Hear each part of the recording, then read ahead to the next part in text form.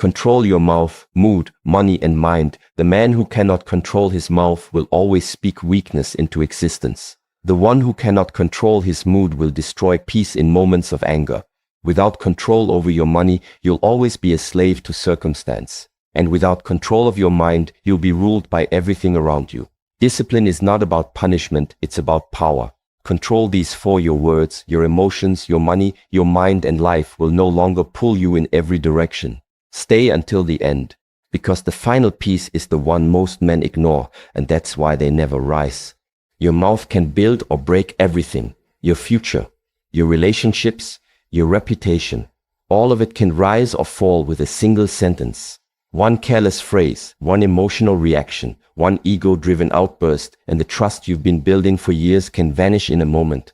This is what most people don't understand. Your voice is not just a communication tool. It's a weapon. It's a mirror. It's a currency.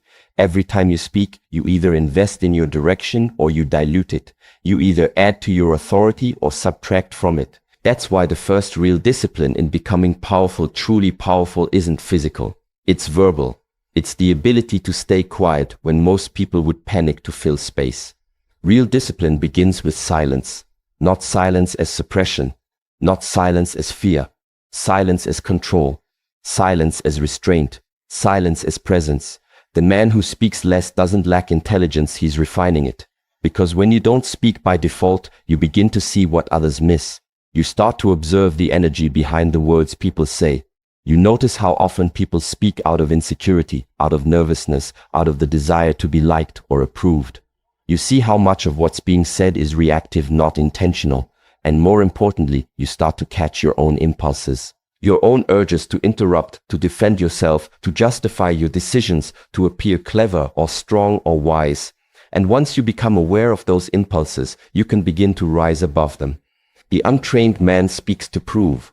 He spills his thoughts in every conversation. He argues every challenge. He explains his every move. Not because he's powerful, but because he's insecure. And insecurity always talks too much. It needs to be heard. It needs to be validated. But the trained man, the man who has faced himself, who has sat with his need to be right, his urge to be seen, his temptation to dominate, he chooses when to speak. He doesn't react to everything. He doesn't chase understanding. He doesn't fight for space. Because his power is internal. His words are chosen, measured, aligned. And because of that, they land heavier. People feel them. Because they come from a calm mind. And calm minds are rare. But a calm mind cannot exist in someone who always needs to be heard. The man who never stops talking never hears himself. He doesn't hear his thoughts. He doesn't feel his own nervous system. He doesn't realize when he's leaking energy, because he's too busy pushing outward to notice what's happening inside. And eventually that cost catches up. People start tuning out. Respect fades. Influence thins. He talks so much that his words lose weight, and when he finally does have something to say, no one listens. Because power is never found in volume. It's found in precision. So here's the rule. Every time you speak, ask yourself, does this build something? Am I building trust, building direction, building a standard, building clarity? Or am I just reacting? Am I defending my ego? Am I trying to get approval? Am I wasting words on people who don't value them? Next question, does this protect my energy? Is what I'm about to say going to pull me out of center? Is it going to create unnecessary drama, tension, or distraction? Or will it move the conversation, the moment, the mission forward? If the answer to either question is no, don't say it. This is not about becoming silent forever. It's about becoming surgical. Powerful men don't need to talk much. They speak when necessary, when purposeful, when impactful. Their words come from rooted energy, not scattered emotion. And because of that, their words carry force. They cut through noise. They settle tension. They don't entertain confusion, they resolve it. That's what your voice is meant for. Not just to be heard, but to lead, to align, to instruct, to bless, to defend, to end what needs to be ended, and to begin what needs to be born. But it all starts with discipline. And verbal discipline is the highest, most underrated form of strength. Most people can't hold it. They panic in silence. They feel invisible if they're not speaking. But when you master your mouth, you master your future. You speak less, and everything you say starts to build something. You waste less breath, and your energy gets sharper. Your thoughts get cleaner. Your impact expands. Because people start to realize when this man speaks, he means it. And that kind of presence, that kind of restraint, it builds a reputation that no amount of talking could ever create. So control your mouth, or your mouth will control your future. Your mood is not your master, but most people live as if it is. They wake up and let their feelings set the direction for the entire day. If they feel tired, they move slow. If they feel sad, they isolate. If they feel irritated, they lash out. Their emotions aren't observed, they're obeyed. And in that blind obedience, they lose something critical, authority over their own life. Because when your feelings dictate your actions, your discipline dies. And when discipline dies, so does direction. You are not your feelings. You have feelings. That distinction matters. Because the moment you believe that your emotion is your truth, you lose the ability to separate reaction from response.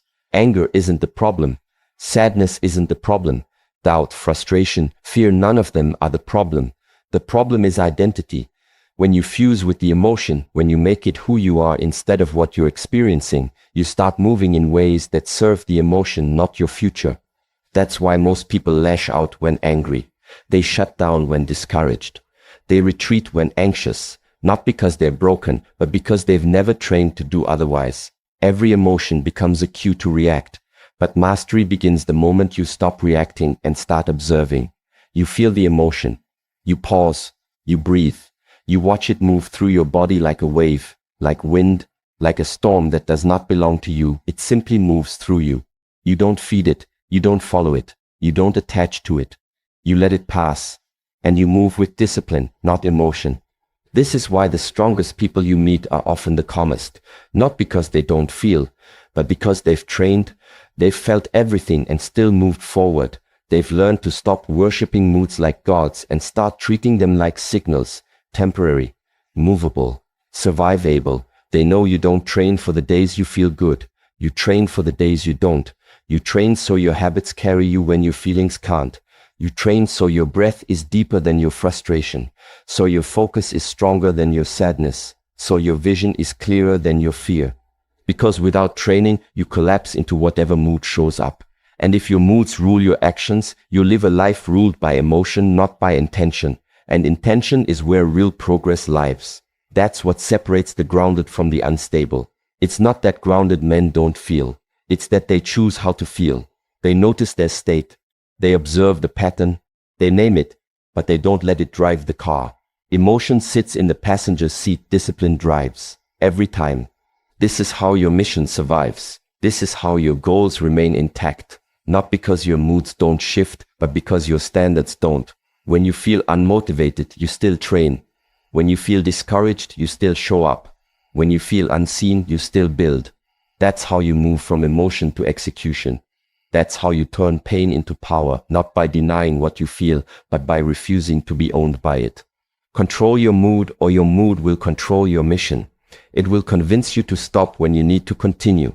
It will whisper limitations into your mind and disguise them as truth. And unless you've trained, you'll believe them. You'll accept the story your emotion offers and trade your progress for comfort. So feel the wave, but don't ride it blindly. Let it move, but don't let it move you off course. You are not the storm. You are the sky it passes through. Still, wide, unmoved. Control your money, or it will own your life. This isn't just about wealth. It's about direction. It's about power. Because money, whether you like it or not, is tied to your decisions, your emotions, your time, and your future. And most people are not broke because they don't earn enough. They're broke because they lack structure. They lack clarity. They lack the awareness to connect their habits to their consequences. So they live in a loop, working hard just to keep up with the damage they keep doing to themselves. They think more income will solve everything. But income without discipline is just fuel for a faster crash. They spend to feel better. They spend to numb stress, anxiety, boredom, a dopamine hit here, a new gadget there, a swipe, a tap, a package at the door, and the illusion of progress. But it's not progress, it's avoidance. They spend to escape their reality, not to invest in a better one. And worse, they spend without knowing why. They don't track, they don't pause, they don't ask, does this align with the life I say I want? And so their days are filled with short bursts of pleasure that cost them years of freedom. Not just financially, but mentally, emotionally, spiritually. Because you cannot build peace if you are always in financial survival mode. Money, like energy, must be directed. Every dollar is a decision.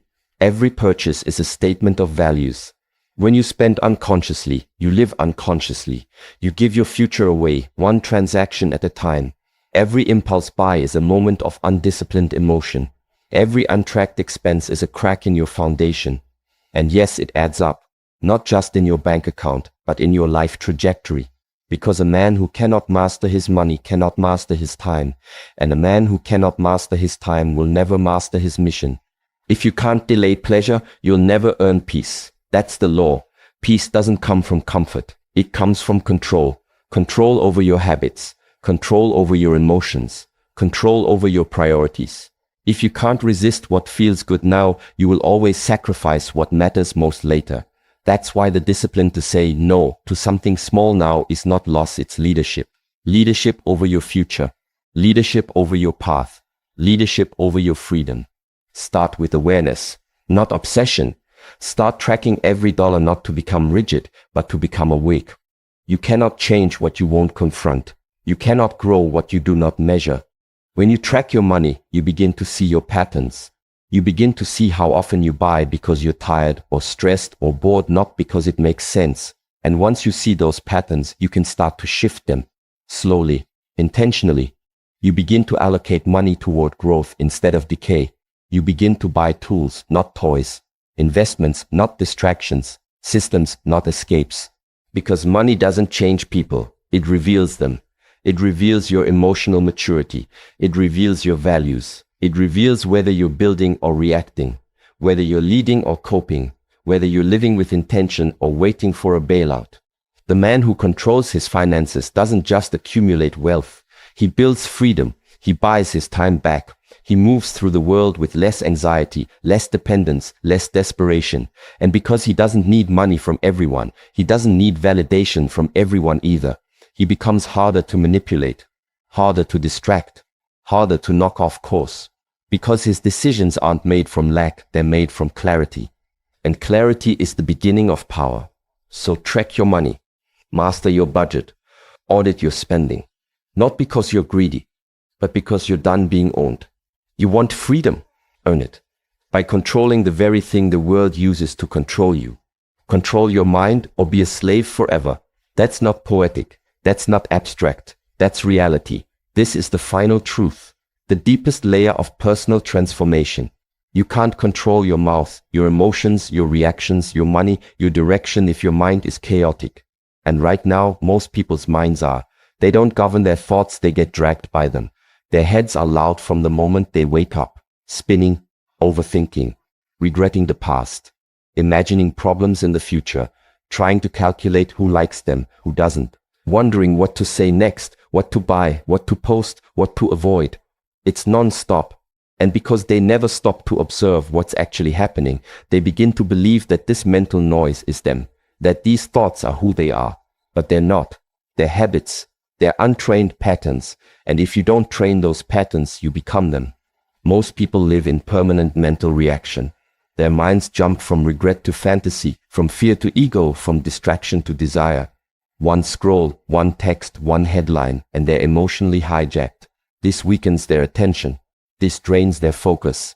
And without focus, no meaningful work gets done. Without clarity, no decisions are made cleanly.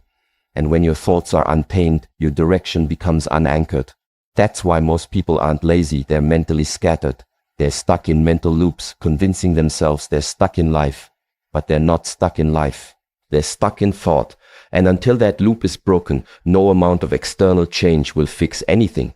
The untrained mind is dangerous. It ruins relationships because it projects insecurities, assumes the worst, and overthinks every interaction. It sabotages discipline because it looks for escape, for comfort, for anything but the hard thing. It destroys peace because it never sits still. It drags you through imaginary conversations, exaggerated fears, old wounds, and false narratives. And if you never interrupt that, it becomes your identity. It becomes your behavior. It becomes your entire life. So how do you control the mind? You sit with it, not once, not when it's convenient, but every single day. You carve out time, not for entertainment, not for stimulation, but for stillness. You sit, you breathe, you observe. You stop running from your own thoughts and start looking at them, not judging them, not reacting to them, just seeing them as patterns, as tendencies, as echoes of past experience. And in that seeing, you begin the shift. You begin to create space between who you are and what you think. That space is your freedom. That's the moment your thoughts lose control over you, because now you can see them for what they are: temporary, movable, shapeable. You begin to give your mind structure. You feed it with focus, with repetition, with clarity. You stop giving it garbage, the useless drama, the cheap dopamine, the constant opinions. You remove the junk food of thought and replace it with practice. That's what this is: not a motivational idea, but a training system. Every single time you choose silence over noise, attention over reaction, intention over impulse, you are training your mind. And over time, what used to control you becomes quiet, not numb but precise, focused, clean. And once you control your mind, you control everything else. You speak with intention. You respond instead of react. You move with clarity. Your finances improve, not because you earned more, but because you made smarter choices. Your relationships improve, not because you found the perfect person, but because you're no longer projecting your chaos onto them. You stop chasing peace because you've become it. Everything in your external world begins to shift, not because the world changed, but because your filter changed. Your decisions changed. Your energy changed. Control your mind, or it will control you. It will own your time, your attention, your reactions, your relationships, and your entire path. But when you take that power back, when you sit down and meet yourself every day with full awareness and discipline, that's when the real transformation begins. And from there, you become unstoppable. Control your words, control your emotions, control your money, and above all, control your mind. This is the real foundation of freedom, not external success, not temporary motivation, not attention or approval. Structure, internal structure, the kind that no one sees but everyone feels when you walk into a room, the kind that governs your decisions when no one's watching, the kind that makes you reliable not just to others, but to yourself. If you build that structure brick by brick, hour by hour, day by day, you'll feel something most men never taste: peace without weakness, power without chaos, stillness without detachment. But if you ignore it, if you keep avoiding that work, life will feel random, heavy, confusing, unfair. You'll keep wondering why you're stuck, why your progress disappears, why your mind always feels like a battlefield. But it's not life that's against you, it's the lack of structure within you. You can't hold a strong outer life with a weak inner frame. Without control of your speech, you'll ruin relationships. Without control of your emotions, you'll collapse in pressure. Without control of your money, you'll trade your freedom for pleasure. And without control of your mind, you'll never be able to hear your own direction through the noise of the world. Start now, not next month, not when it feels easier. Now, build the ritual. 1 hour a day, every day. This is where real change begins, not in massive, loud effort, but in sacred repetition. In a small block of time you give to yourself. Time with no distractions, just silence, focus, reflection. No phone, no noise, just breathe. Just structure. You move your body. You sit with your thoughts. You write what matters. You face what you've been avoiding. You ask yourself better questions. And you do it again tomorrow. And again the next day. Not because you feel like it, but because the man you want to become requires it. Train like your life depends on it, because it does. Everything you want, peace, purpose, power, presence, is on the other side of this structure. And if you're reading this right now, it's not new information. It's a reminder of what you already know. Deep down, you've always known you needed to take this hour seriously, that you couldn't keep living on autopilot, that you couldn't keep giving your time, attention, and energy to everyone else while leaving yourself with scraps. This is your call to return to discipline, not as punishment, but as alignment, not to restrict your life, but to build one that can finally expand. If this message stirred something in you, subscribe. Stay connected to the frequency that reminds you who you really are. Not the version they want you to be, but the one you're building hour by hour. And if you're serious about taking this discipline into your daily routine, check the link below. This isn't motivation. This is structure, the only thing that lasts. And remember this: the man who controls his inner world, his words, his thoughts, his energy, his money, doesn't need to control anyone else, because he already controls his destiny.